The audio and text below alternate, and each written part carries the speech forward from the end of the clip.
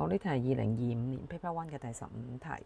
好啦，咁佢咧就話而家咧有8隻白色嘅碟，4隻紅色，一隻黑色啦喺個箱裏面，咁即係 total 有13隻碟啦。咁佢就話要抽3隻碟出嚟。好啦，咁即係個動作係由13件物件抽3個啦。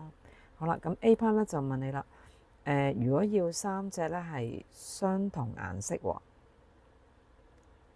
嘅 probability， 好啦，咁所以咧 A part， 咁我哋先睇下分母先。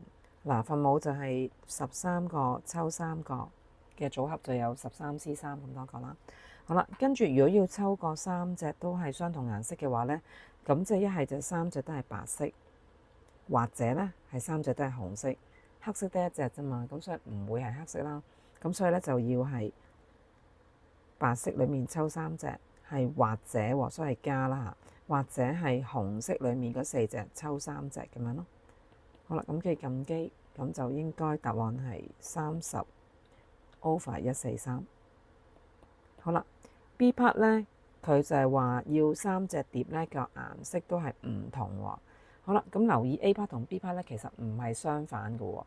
A part 係3隻一樣色，B part 係要3隻唔同色。除咗呢個情況之外咧，其實仲可以係2隻同色一隻唔同噶嘛。咁所以唔係一揀 A part 嘅答案喎。B part 咧其實即係要每隻色抽一隻咁解，咁就會3隻唔同色咯。咁所以分母就都係13C3啦。跟住咧要係白色裡面8隻抽一隻，同時喺紅色裡面4隻抽一隻。咁跟住黑色其實就係得一隻啫嘛，咁就係1啦。